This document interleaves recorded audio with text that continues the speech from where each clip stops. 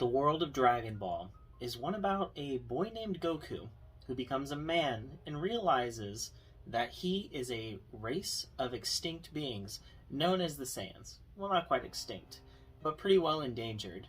But what if that wasn't the case? What if we were in a galaxy much different, one in which planet Vegeta was not destroyed? The Saiyans are still rampaging around. And yet, Goku still got to live his life in the events of Dragon Ball, proceeded as normal, up until a year or so before the events of Z, when things take a drastic turn, in the form of Jocko, making an appearance to warn everybody of an impending Saiyan invasion. This is the story of what if planet Vegeta wasn't destroyed, and it's one that diverges greatly from the original Dragon Ball timeline. I had a very difficult time forming this into a narrative that makes sense and still feels true to the Dragon Ball nature. Therefore, the videos aren't coming out as quickly as I'd like, but this is part 2. Let's get into it. In part 1 of our series, we had Jocko making his appearance and letting everybody know of the Saiyan invasion. And the Saiyans did indeed come. Too strong, both of them half as powerful as Raditz. They were able to be taken down with no casualties, but the threat of the Saiyan race making an inevitable reappearance was very clear to everybody in the Dragon Team. This rang very true to all sorts of people, the ones that were right there on the battlefield, as well as the ones that remained on the sidelines, such as Piccolo, veering off in the distance, and Master Roshi, who really noted that it might be something that he's going to have to get roped into. But for now, let's see where things go. It's been a couple weeks since the initial Saiyan invasion. Master Roshi has been mulling over himself quite a bit. He decides to make a visit to his sister, fortune teller Baba. He had something that he really needed to discuss with somebody special, his former master. His sister begrudgingly agrees, and the conversation between Master Roshi and Master Mutaito begins. Meanwhile, Kami makes a special request to the Dragon Team. He wants the Dragon Balls gathered, but he's being kind of mysterious as to the reason why. Regardless, this is Kami, so his request is honored, and the balls are gathered. Meanwhile, the conversation between Roshi and Mutaito continues. "I just don't know if I have it in me anymore," says Roshi, with a somber tone in his voice. Yes, I know. You, these days, would be the elder to me, I believe. What, have you been on the Earth for hundreds of years now at this point? I gave my life long ago, and you're still going on. And you even lost your life once to protect Earth as well. You made me proud on that day, Roshi. But this threat that you speak of, these Saiyans, it seems like something that perhaps the youth alone can't handle. Yes, well, I suppose you're right. I came here trying to be talked into it, and you seem to have done that. But I'll be honest, I really wish that people like you were still walking on the Earth. Mutaito pondered this. The master of Roshi had been dead for a very long time, but Earth was still something that he had given his life for, something that meant a lot to him. So even in the afterlife, something like the protection of Earth still held value to him. And so he said this. Yes, well, it's a shame these Dragon Balls you told me of cannot bring me back to life. Were they to be able to, I would happily join a fight again. Protecting Earth is very important, but I am certain that my star pupil can handle it. Roshi and Mutaito gave an embrace. The two of them parted ways, and with that, Roshi decided it's time to get back to training. More Saiyans are approaching, and he's going to protect the planet Earth as well. As Roshi returned to Earth, he noticed that the sky was dark, and he realized Shenron had been called. But he had no idea why, neither did anyone else. But it was known that the Dragon Balls departed from Kami's lookout, and a power increased. Not so much so that it overcame someone such as Goku, or honestly even Piccolo, but it was noticeable. Months passed and more Saiyans finally arrived on the planet. It was a team of 5, each one of them roughly as strong as Raditz. Their power was staggering. The Dragon Team met them in battle, but it was not nearly as one-sided in their favor as it was in the original counter against the 2 weaker Saiyans. These Saiyans, each one individually, were more powerful than the individual Dragon Team members. Even Goku, who had been training as hard as he possibly could, was not enough to take a single one of them on 1v1. He was stronger than he was during the events of Z in his fight against Raditz, but I would say that he'd still be a little bit weaker than an individual Saiyan. Nevertheless, the team bravely met them in battle. We had Goku, Krillin, Tien, Yamcha, and Chaozu joining in on this one, as well as Roshi, who made a surprise appearance. Unbeknownst to everyone else, he had made every intention to show up, and he was packing some power behind him. But he wasn't alone. There was another figure with him, a hulking beast of a man. It was Ox King, who decided to come out of retirement briefly to help his master in the struggle. You see, Roshi needed someone to train with, and he didn't want to get in the way of the youth. However, he still wanted to participate, so he located his old pupil and convinced him to join in on the training. Now, Ox King did not make as much progress as Roshi did. Roshi got pretty well back into his prime. However, Ox King made it back up to about the 900 that he was famed to have in the Dragon Ball series. He's also still a little rusty in combat, so he's not quite good enough to take out a single Saiyan by himself. But he, alongside Roshi, are pretty well able to dominate at least one of them. This, however, isn't something that Ox King hopes to permanently do. Unlike Roshi, his youth is far behind him. Yoshi is old. However, he has mastered the art of just defying death itself through aging. Whereas Ox King is approaching that elderly stage.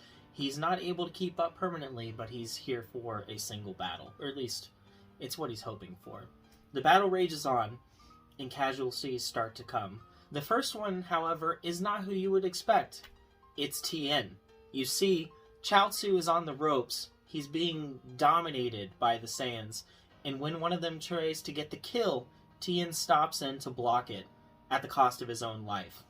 Goku follows as well. The Saiyans begin to fall as well, however, they've now lost two people.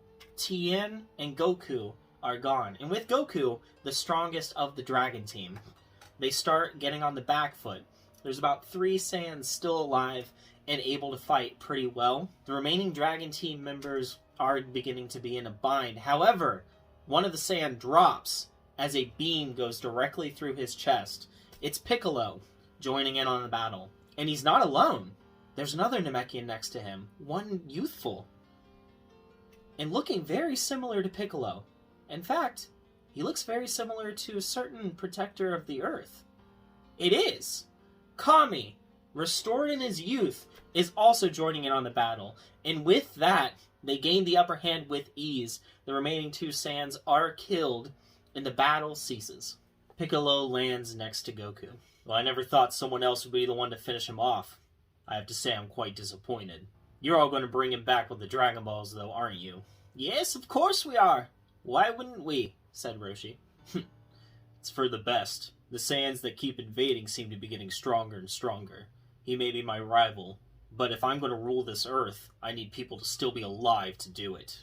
Kami, I don't want to see you enter the battlefield alongside me again. Oh, Piccolo. One of these days you will see that the two of us are meant to be one, not apart from each other. Let me ask you this. Do any of you think that you could handle me alone right now? With that, Piccolo powers up as strong as he possibly can. Everyone else is shocked by his power. He seems to be on par with what Goku was. And honestly, he's pretty well unparalleled right now. Krillin has a bead of sweat on his face. No, I don't think we could right now. But remember, we need to protect Earth together. Right, Piccolo? Yeah, right. With that, Piccolo flies away. But he's not flying away to be alone in training. He flies directly to Mount Paozu, and he collects Gohan from Chi-Chi's grasp. Confident in his sheer power, he takes Gohan to train personally, knowing that he's the offspring of Goku, and thinking that that might mean there's some power to be had there. But this training doesn't go uninterrupted as it does in the original series. You see, Kami keeps an invested interest in Gohan as well. He makes regular appearances, to the disgust of Piccolo, but with the mutual understanding that unless he allows him to do it, then Kami is going to go ahead and try and form some group together to take him back himself. So he allows it, which means that we see a bit of a trade-off between Piccolo and Kami. A bond does form, but it's not just between Piccolo and Gohan. He also becomes a little more used to Kami as well.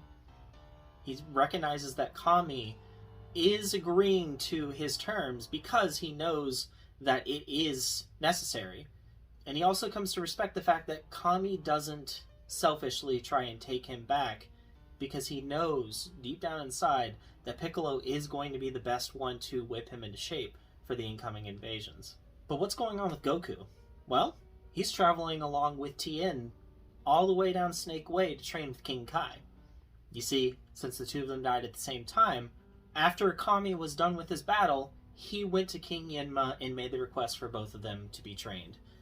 And he accepts. So, instead of Goku going alone, it's both him and Tien. And this makes for a heck of a challenge. You see, Tien is the most focused of anyone else in the group. Because of this, Goku's pushed harder than he ever was in the original series. And it's by a landslide as well. And he's entering Snake Way and heading to King Kai's planet stronger than he was. Because he's weaker than Raditz was in the original series. But not by so much so that he would have been dominated. I would have put him about 900 power level or something like that. Enough that he was put on the back foot by the Saiyans. But not so much so that he couldn't hold his own to any degree. Because of this, he's almost twice the power that he was when he first got to King Kai's planet in the original series. And Tien is no weakling either. I'd put him at about as strong as Goku was when he fought Raditz. So the two of them, over the next few months, see massive gains. Kami, meanwhile, is rebuilding the Dragon Balls. He makes them as strong as they were under Dende in the original series. And the results kind of have a lasting impact. You see, now they can do 2 wishes, and they can revive people who've been dead for longer than a year.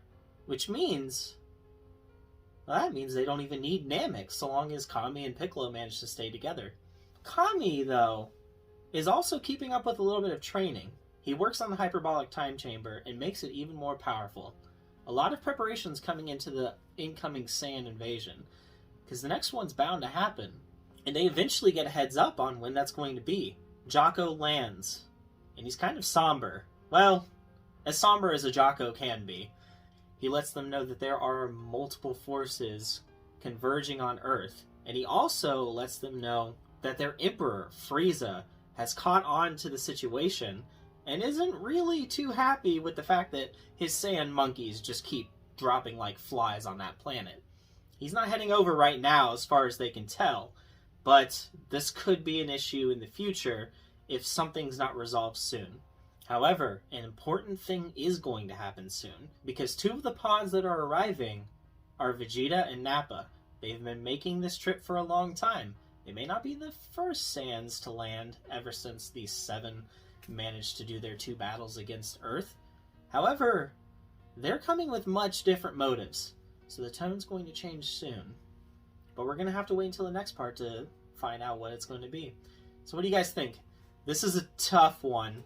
It really is. I'm enjoying it. It's very different. I know that with my other series, it's just flowing very nicely, but that's because there are several parallels to the original series, whereas this one takes a lot of effort because it is nothing like Dragon Ball Z in terms of the storyline. The deviation is immediate and it's great. But that means that I am open to several suggestions. There's plenty of ways that I can mess with this story. We've got Roshi in the battle now. We even have Ox King providing a little bit of support, a youthful Kami with more powerful Dragon Balls, and more things to come. So let me know in the comments what you think it's going to be. Go ahead and subscribe, please. That way you can see the next part. And until the next video, why don't you go ahead and check out my series of What If Raditz Fought Goku at Kame House.